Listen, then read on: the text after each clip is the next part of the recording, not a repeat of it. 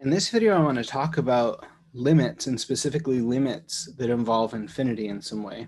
Before we do that, I'm going to mention a few differences. Well, one key difference between the real numbers, and therefore calc 1, 2, and 3, and the complex numbers, so what we're doing here. And so the first thing is when you think about the real numbers, you think of a line. So you have the real line, you could think of the real line as starting at, say, 0. It increases when you go in one direction, it decreases when you go in the other direction. It makes total sense to say that -2 is less than 3, right? That's not a very interesting inequality, but it's true. You think of positive infinity like is really far down the line to the right, okay? Whichever direction is to the right for you, I have no idea. And then you think of negative infinity in the other direction, right? So you think of negative infinity is kind of arbitrarily far down this line. And so that's what you think of when you think of the real line. For the complex numbers, it turns out that, of course, the complex plane extends infinitely far in all directions, but there's no notion of negative infinity in the complex plane.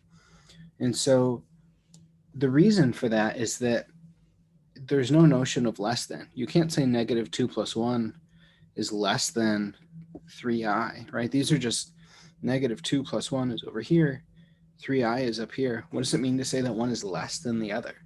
You can talk about the modulus of each of these values and determine whether or not one is less than the other, whether it's farther from the origin or not. Okay, you can talk about that, but you can't talk about the complex numbers themselves being less than or equal to each other.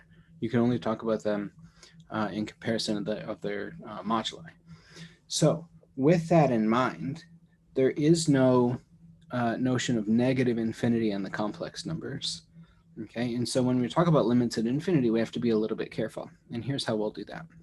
So there's going to be 3 types of limits that we'll talk about. The first is when you approach just a normal complex number z naught.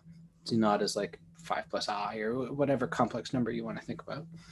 We're going to say that a function goes to infinity at a point in z naught if for all values m greater than 0, there exists a delta greater than 0, so that for all values z in the domain of f, g, that are sufficiently close to z naught, then the outputs have arbitrarily large modulus. So what this says to go to infinity is that think of the biggest number you can think of and call it m. We can find values in our set G where the image of those values are bigger than m if we stay close to z naught. So that's what it means for this limit to be infinity. So this limit's infinity if our function gets as large as we want it to if we stay arbitrarily close to z naught. Okay.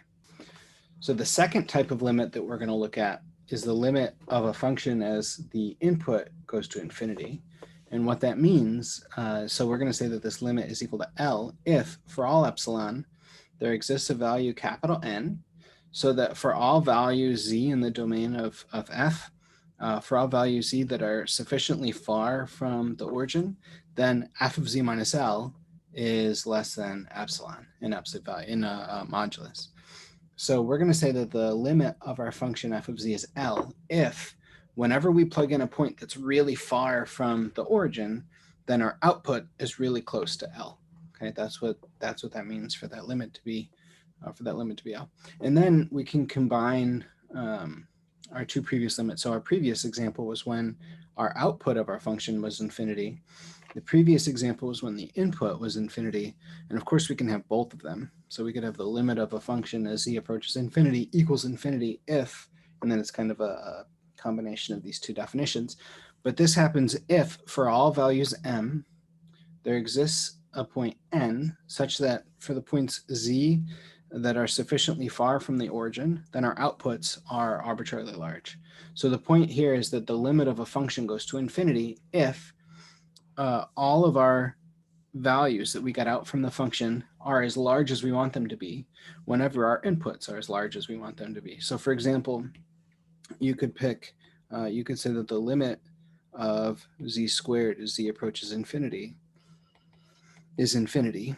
And that happens because when you plug in a number z, if this number is really far from the origin, then squaring it's going to make it even farther, and that gets as far away from the origin as you want.